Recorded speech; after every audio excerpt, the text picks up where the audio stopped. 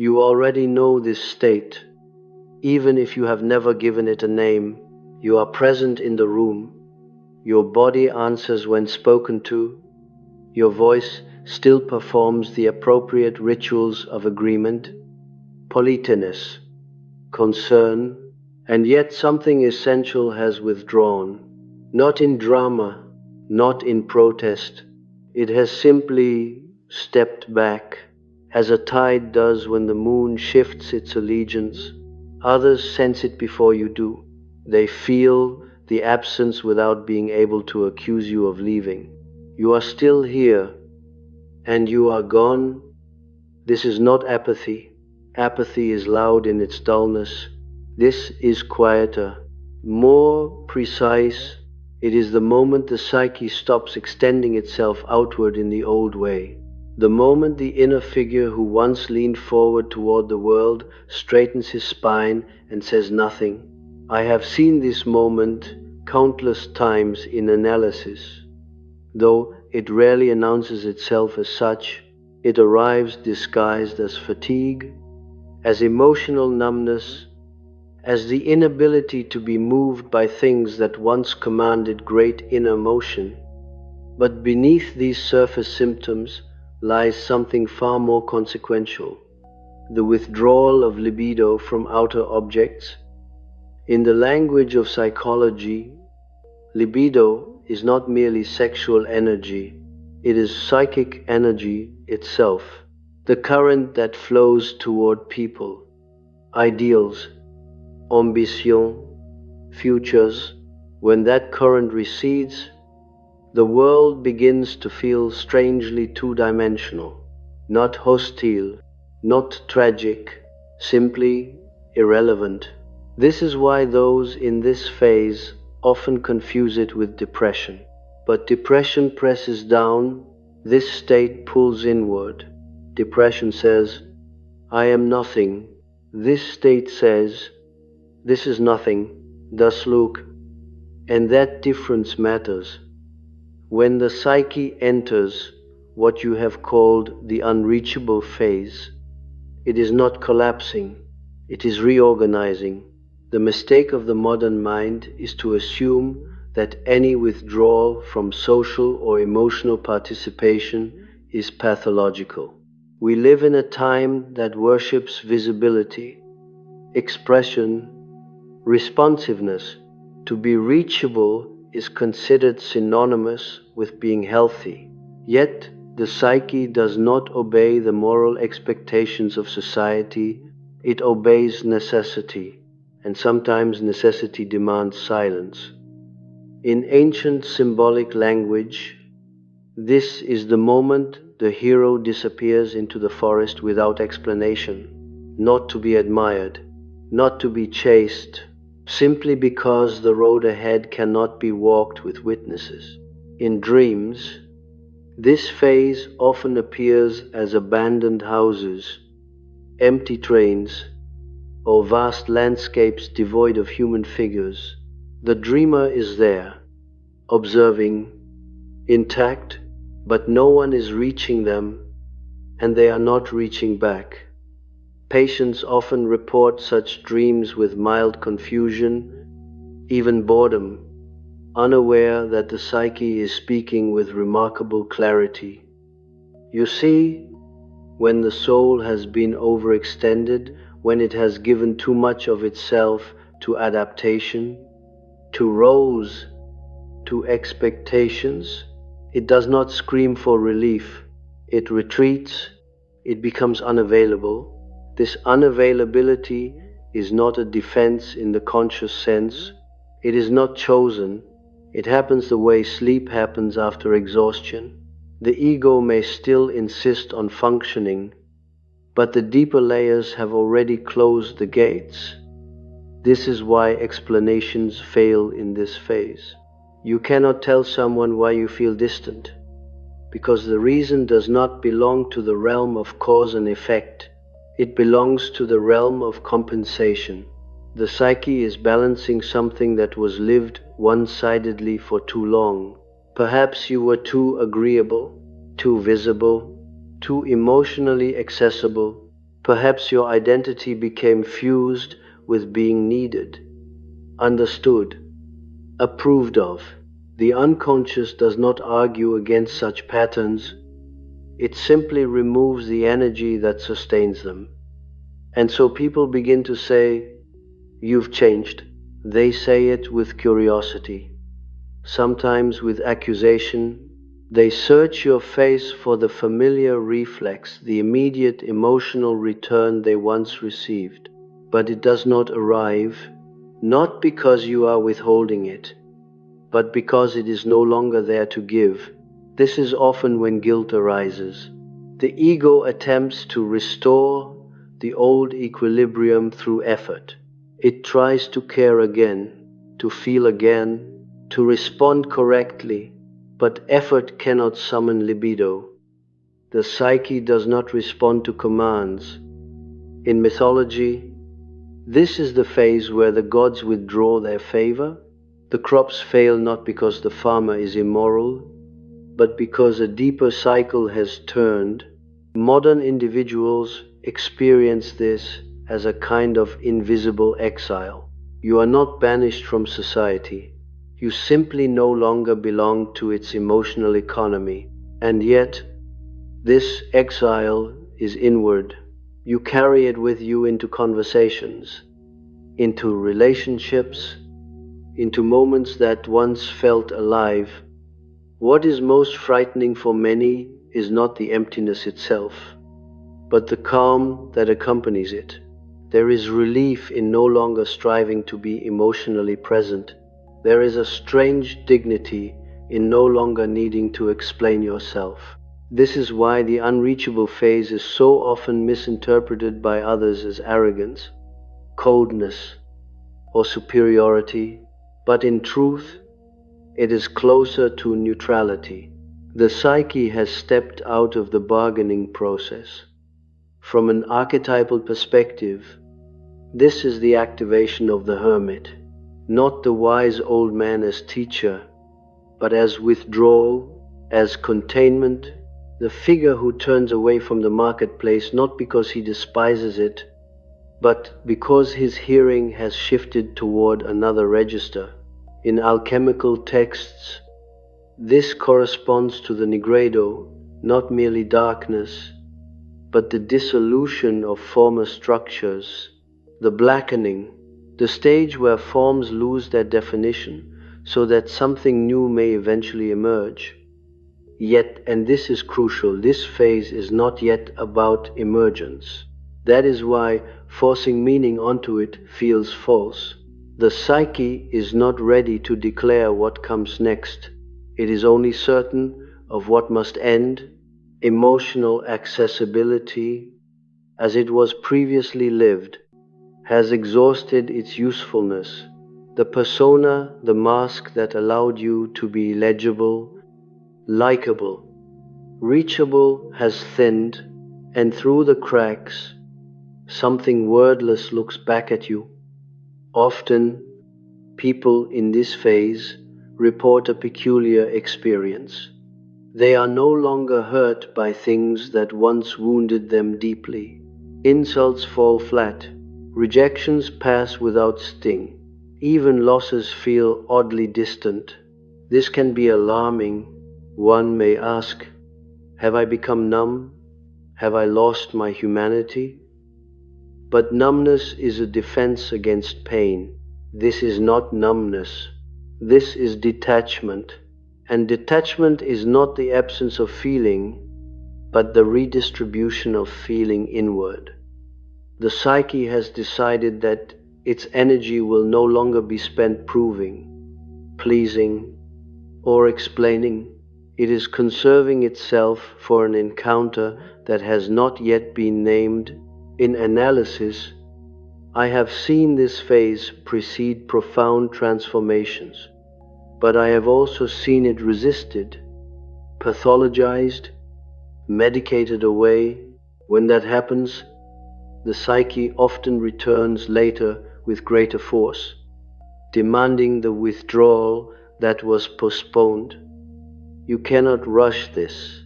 You cannot intellectualize your way out of it. Any attempt to restore the old emotional availability through insight alone will feel theatrical, hollow, because the ego is no longer in charge of the distribution of energy. The unconscious has taken command. Notice how language changes during this time. Words feel heavier, silence feels more truthful. You may find yourself speaking less, not out of strategy, but out of disinterest in unnecessary articulation. This too is misunderstood. Silence in our culture is often read as hostility or withdrawal of affection, but in psychological terms, silence can be a sign that the psyche is listening elsewhere. Dreams during this phase often intensify. Even as waking life flattens, the inner world becomes vivid while the outer world loses saturation. This inversion is a hallmark of introversion in the technical sense, not as a personality trait, but as a movement of energy. The psyche is turning toward itself, toward images, symbols, memories that were previously drowned out by constant adaptation. And here we must be precise. This is not self-absorption. The ego is not inflating. In fact, it is often confused, even threatened. The ego wants continuity. It wants to know who it is and how it relates. But the psyche is no longer interested in maintaining a coherent story for others. It is interested in truth, which often begins as fragmentation. If you listen carefully, you will notice that the unreachable phase carries a certain moral neutrality. You are not judging the world. You are simply no longer negotiating with it. This can feel unsettling to those around you who relied on your emotional availability as a stabilizing force. They may attempt to provoke a reaction, to reawaken the old dynamics. Sometimes they succeed briefly, but the reaction fades quickly, leaving you even more aware of the distance. This distance is not meant to be weaponized. It is not a strategy of power. When it becomes that, it loses its psychological authenticity. True withdrawal has no audience. It does not announce itself. It simply occurs, and its purpose is not dominance, but differentiation. The psyche is separating what belongs to you from what was absorbed to survive. In this sense, the unreachable phase is deeply ethical, though not in a conventional way. It is the moment the soul refuses to continue living a lie, even a comfortable one, and because it does not yet know what truth will replace it, it chooses absence over false presence. Stay with this absence. Do not decorate it. Do not apologize for it prematurely. It is a threshold, not a destination, and thresholds are, by their nature, uncomfortable. You cannot live in a doorway, but you must pass through it consciously, or it will remain as a haunting and unspoken tension in your life. We are not yet speaking of what comes after. The psyche has not revealed that. For now, it is enough to understand that being emotionally unreachable is not a failure of love, but a reorientation of it. Love is turning inward, away from its former objects, towards something unnamed that waits in the dark.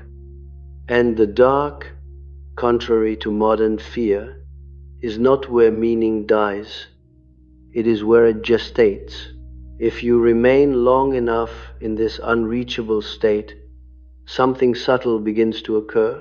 At first, the withdrawal feels passive, as though the psyche has simply gone quiet.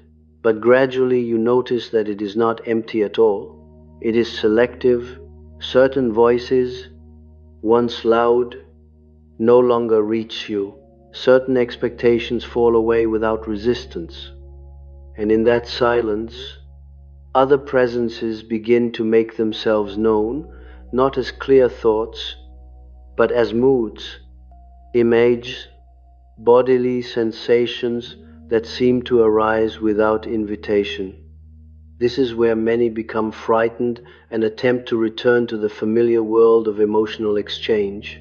They reach outward again, not because the outer world calls them, but because the inner one has begun to speak in a language they do not yet understand. The unconscious does not speak in sentences. It speaks in symbols, in disturbances, in quiet compulsions that feel irrational to the ego. And the ego, trained to manage and explain, finds itself disoriented. Here, the shadow becomes active, not the dramatic shadow of cruelty or violence that people like to imagine, but the more intimate one, the unlived life. The feelings you were not allowed to have, the refusals you never voiced, the fatigue you masked with virtue when emotional availability was required of you by family, by culture, by your own ideals. You learned to suppress what did not fit the role. The psyche does not forget such things. It stores them patiently, like seeds in dry soil. The unreachable phase loosens that soil. This is why irritability sometimes appears without cause, why memories return with unexpected force, why you may feel a strange resentment toward people who have done nothing wrong. These are not moral failures. They are signals that the psyche is reclaiming territory. What was once pushed aside to maintain harmony now demands recognition, not expression, but acknowledgement. In dreams, the shadow often appears as a stranger, a double, or a figure who acts in ways you consciously disapprove of. You may observe this figure rather than identify with it. That distance is important. It means the ego is not being overwhelmed, but it is being challenged. The unconscious is saying, "This too belongs to you." End quote. During this phase, people often report that they feel less empathy for others, and this troubles them deeply. They ask, "Have I become selfish?" But empathy is not a constant resource. It flows where libido flows. When libido withdraws from outer objects, empathy follows. This does not mean compassion has died. It means it has turned inward, toward a neglected part of the self. The psyche, unlike society, does not value endless giving. It values balance. When one side of life has been overdeveloped, care, responsiveness, emotional labor, the opposite must assert itself, not as cruelty, but as boundary, not as rejection, but as differentiation. Here we encounter a paradox that the modern mind struggles to tolerate. Emotional distance can be a form of psychic health, not permanent distance, not defensive detachment, but a temporary suspension of relational obligation. The psyche is saying, "I must know where I end before I can meet you again honestly. This is why explanations feel useless in this phase. You cannot explain a boundary that has not yet taken shape. Any attempt to articulate it prematurely reduces it to something socially digestible and therefore false. Silence protects the process. Silence is not avoidance here, it is incubation. If you look closely, you may notice that what disappears first is not love, but fear. fear of disappointing, fear of being misunderstood, fear of losing connection. And when fear withdraws, what remains is often emptiness, but a clean emptiness, not a collapsed one, an emptiness that does not beg to be filled. In religious symbolism, this corresponds to the desert, not as punishment, but as purification. The desert strips life down to essentials. There is no audience there, no role to perform, only survival, orientation, and the slow confrontation with oneself. Many sacred narratives place their central figures in such barren landscapes before transformation occurs. This is not coincidence. The psyche speaks in archetypes long before it speaks in insights. You may find that your sense of time changes. Days feel flatter, less differentiated. Future planning loses its emotional charge. This is because the psyche has suspended its investment in forward projection. It is no longer interested in who you will become in the eyes of others. It is concerned with who you actually are beneath accumulated adaptations. This is also why ambition often fades temporarily, not because you have lost your drive, but because the drive you were following no longer aligns with the psyche's deeper direction. To continue would require a kind of self-betrayal that the unconscious now refuses. And so motivation collapses not as laziness, but as protest. At this point, many individuals try to diagnose themselves. They seek names, labels, explanations that will reassure them that this is a known condition with a known endpoint. But the psyche is not interested in reassurance. It is interested in truth. And truth often requires passing through uncertainty without guarantees. What must be emphasized is this: the unreachable phase is not about becoming isolated forever. It is about dismantling false bridges, bridges built out of obligation, guilt, or the need to be perceived as good. Only when these collapse can a genuine relation both to oneself and to others eventually be rebuilt. The ego resists this because its identity was entwined with those bridges. You may feel as though you are losing yourself, but what you are losing is a configuration, not an essence. The essence has been obscured by too much adaptation. The psyche is now clearing space. If you remain attentive, you will notice moments of unexpected clarity, a sudden sense of no where there was once automatic yes, a quiet satisfaction in declining, not out of spite, but out of truthfulness. These moments are small, but they are crucial. They signal that the psyche is beginning to articulate itself again, not outwardly, but internally. Do not mistake this phase for wisdom. Wisdom comes later. If it comes at all, this phase is raw, it is pre-verbal. It belongs to the realm of feeling tones rather than conclusions. That is why moral judgments of yourself or others are particularly unhelpful here. They attempt to impose order where the psyche is still dissolving old forms. You may also notice an increased sensitivity to falseness. Conversations that once felt acceptable now feel intolerable. Social rituals feel hollow. This is not because others have changed, but because your psyche has recalibrated its threshold for authenticity. What was once good enough no longer suffices. This can be lonely, profoundly so. But loneliness here is not simply the absence of others, it is the absence of mirroring.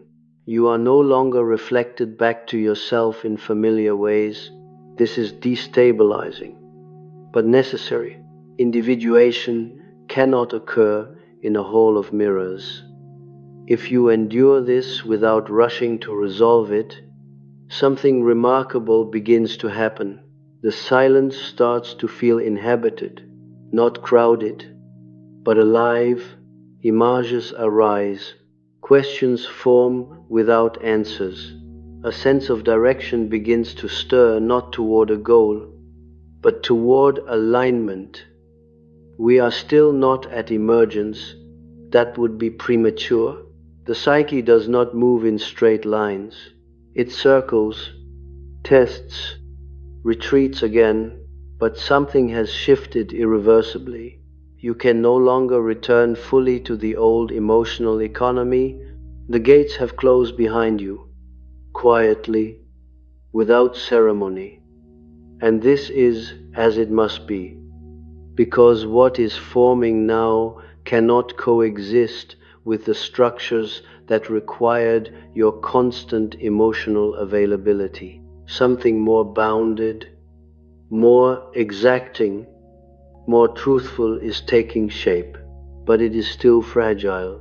It still requires protection, which is why the psyche keeps you unreachable, not as punishment, but as preparation.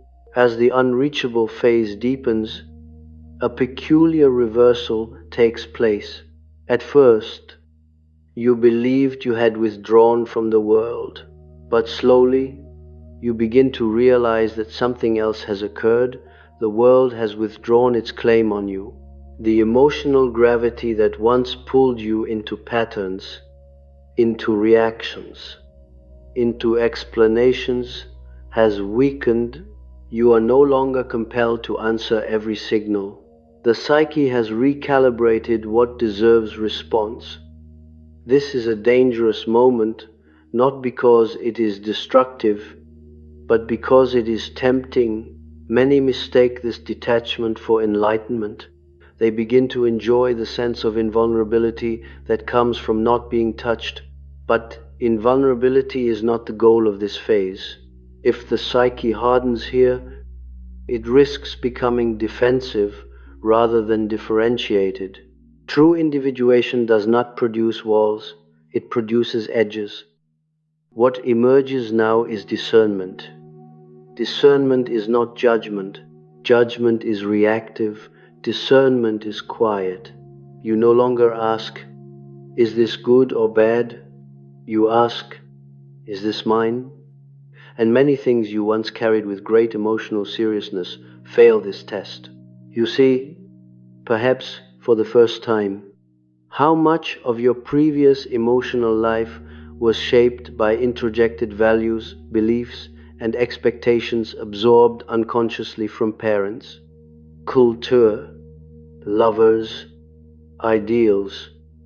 These values wore your face, spoke in your voice, but did not originate in your depths. The unreachable phase strips these borrowed garments away. This is why guilt often intensifies here. Guilt is the guardian of introjection. It is the psychic mechanism that enforces loyalty to inherited norms. When you begin to step outside those norms, not through rebellion, but through non-participation, guilt rises to pull you back. It whispers that you are becoming selfish, cold, ungrateful. But guilt, like anxiety, is not a reliable guide to truth. It is a signal that a boundary is forming where none existed before. In dreams, this stage may appear as crossing a border, descending underground, or encountering a guide who speaks little but watches closely. Sometimes the guide is threatening, sometimes neutral. This figure represents the self not as a benevolent teacher, but as an organizing principle that does not negotiate with the ego's comfort. The self does not ask whether you are ready, it proceeds.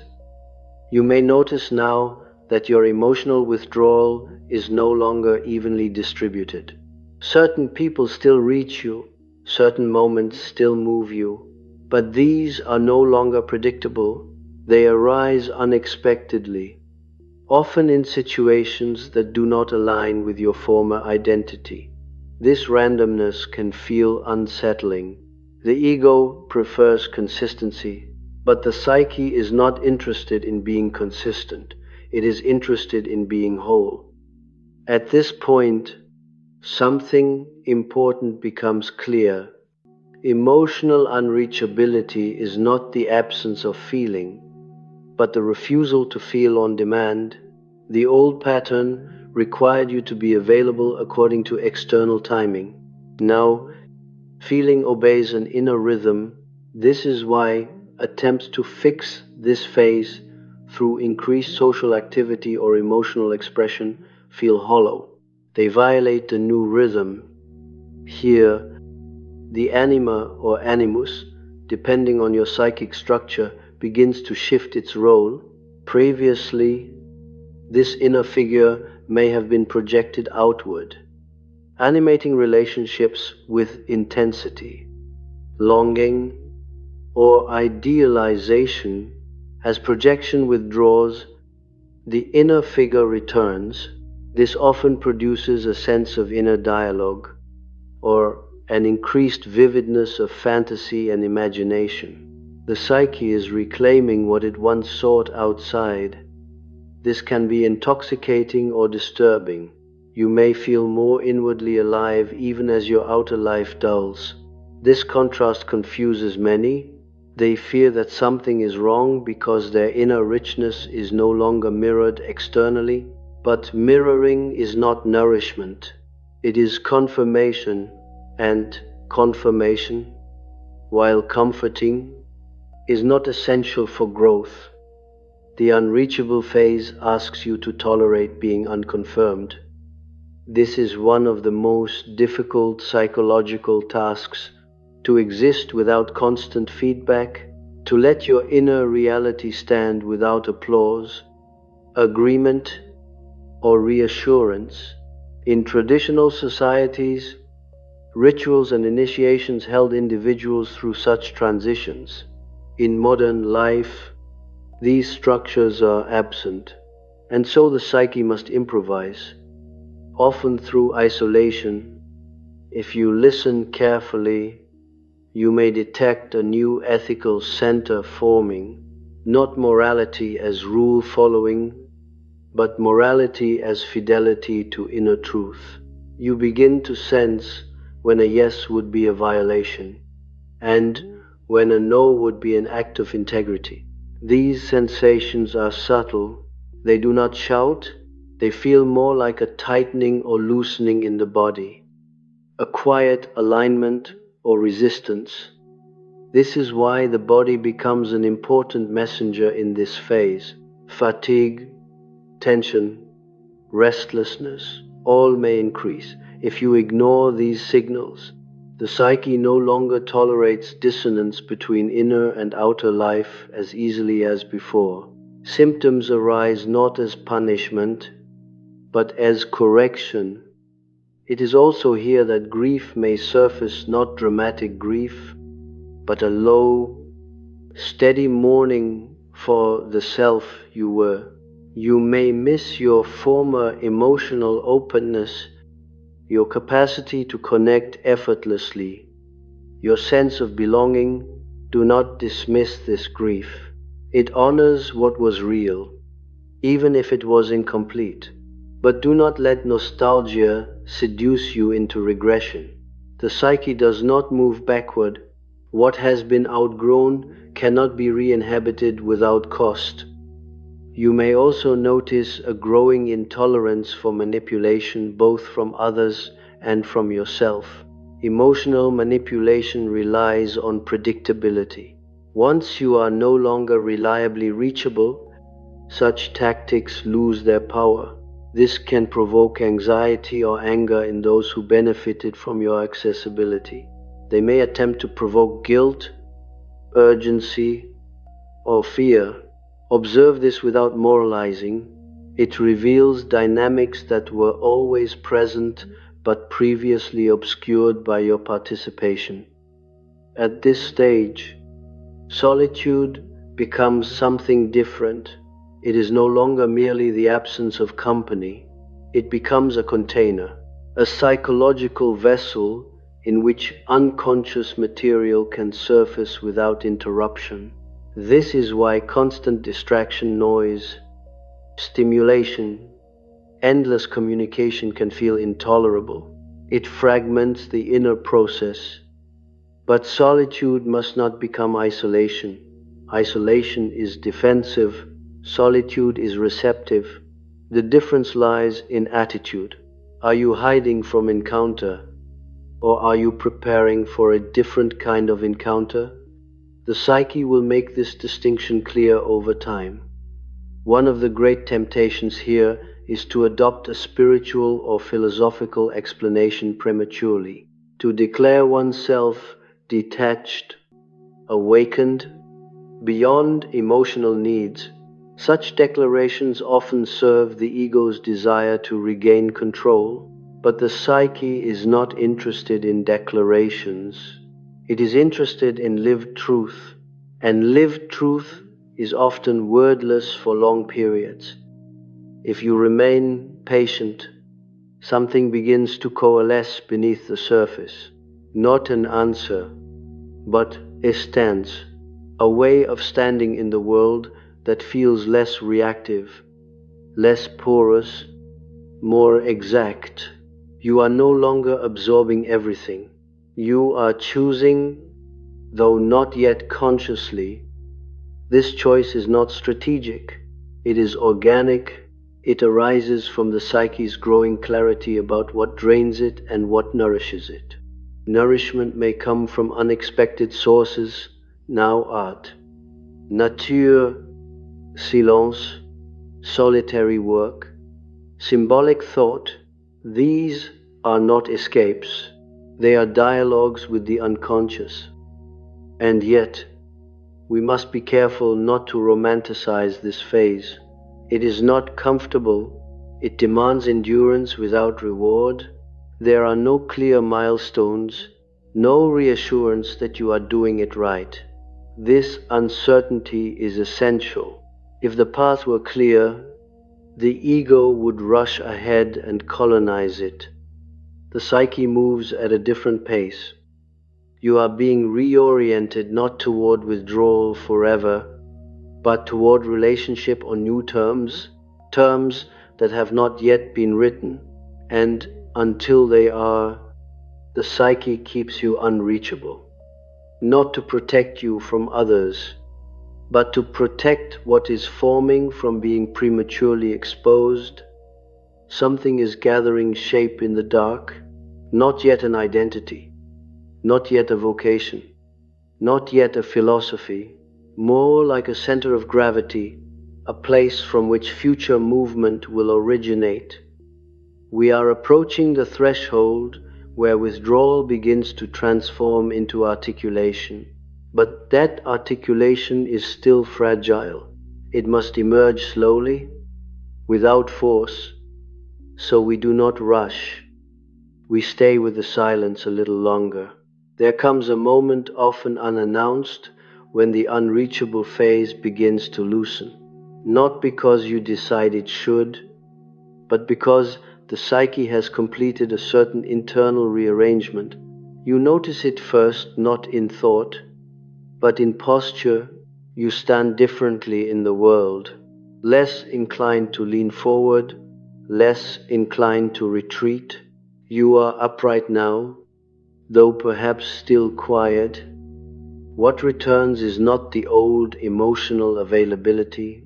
That is gone, and it must remain so. What returns is contact, but on different terms. The psyche does not restore what it dismantles. It replaces it.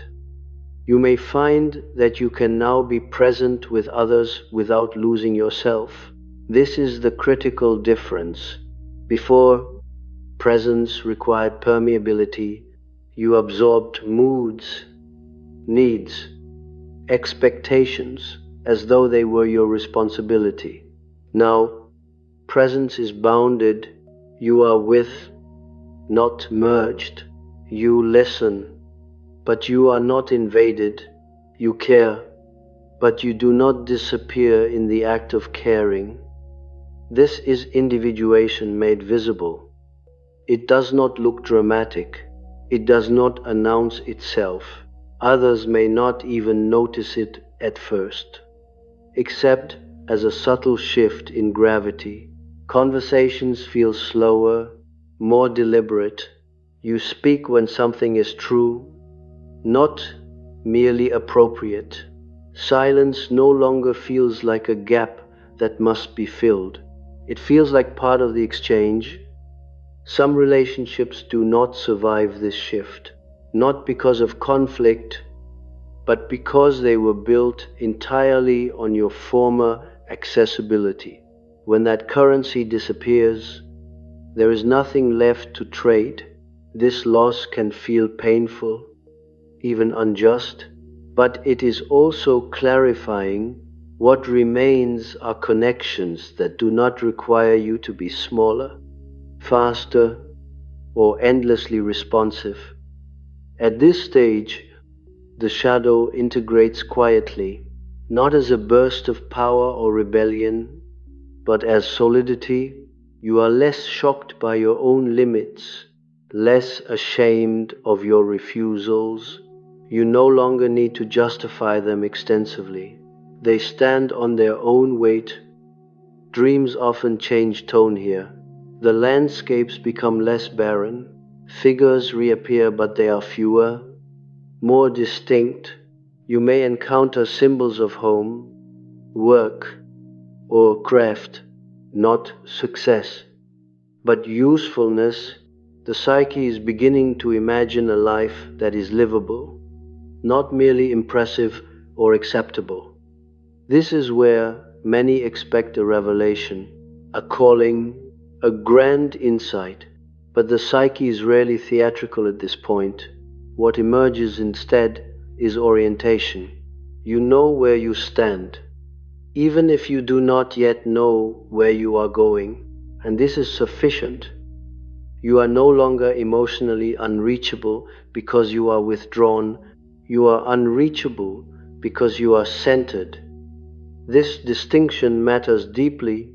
Withdrawal is reactive, centering is stable. In the former, you could still be pulled back into old patterns by guilt or fear. In the latter, those forces lose their leverage.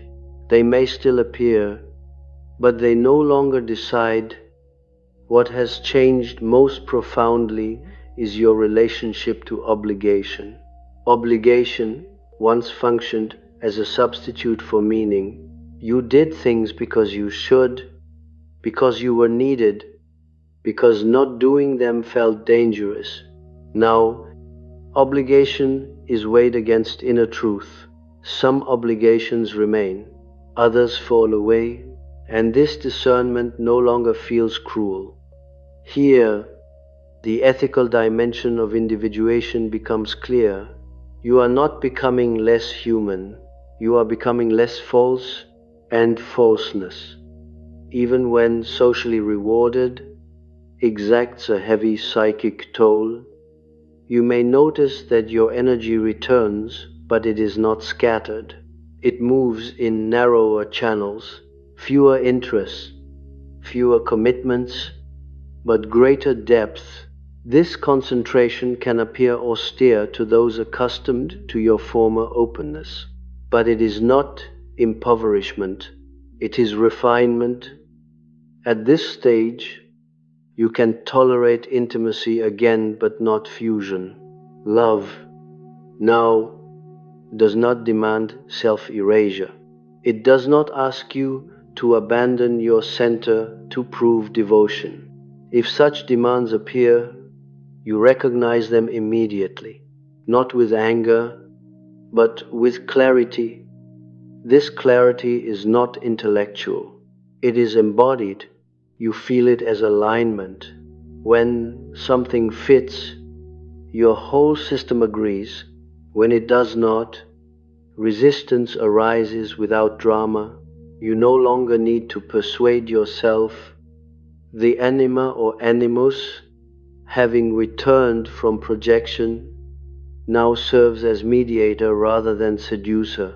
Inner dialogue becomes more balanced. Fantasy loses its compulsive quality. Imagination becomes a tool rather than an escape. Creativity, if it appears, feels grounded. It serves expression, not compensation. You may still be misunderstood. Unreachability, even when integrated, unsettles those who rely on constant access.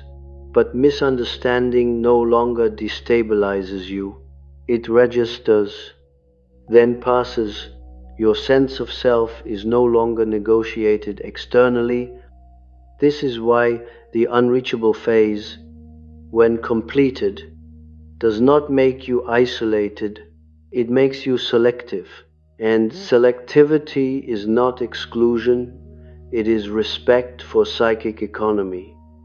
You now understand, perhaps for the first time, that not every call deserves an answer. Not every emotion deserves engagement. This understanding is not defensive, it is ecological. The psyche knows its limits and honors them. What remains is a quieter kind of confidence, not confidence in outcomes, but confidence in orientation. You trust that when something truly matters, you will feel it, and when you do not feel it, you no longer panic. Absence of feeling is no longer an emergency, it is information. This is a profound shift. Most people live as though feeling must be constant to validate existence. You now know otherwise. Feeling moves in cycles, meaning gathers slowly, and silence is not empty, it is preparatory. You are no longer haunted by the need to be seen in a certain way. Visibility has lost its hypnotic power. Recognition is pleasant, but not necessary. You exist without witnesses, and this existence feels real. If I were to name what has emerged, I would not call it strength, or detachment, or wisdom. Those are secondary. What has emerged is proportion, a right relationship between inner and outer life. The unreachable phase was never meant to last forever. It was meant to break a pattern, to interrupt a habit of self-loss disguised as virtue. Now that interruption has done its work, you are still capable of connection, but now connection flows from center to center, not from void to void. This changes everything, though it may look modest from the outside. And here is the final irony. Those who truly know you now feel you more clearly, even though you offer less. Presence, when it is no longer diluted by compulsion, becomes potent. Silence, when it is no longer defensive, becomes communicative. You are still here, but you are no longer gone from yourself, and that, in psychological terms, is the true return, not to the world as it was, but to the world as you can now meet it without disappearance.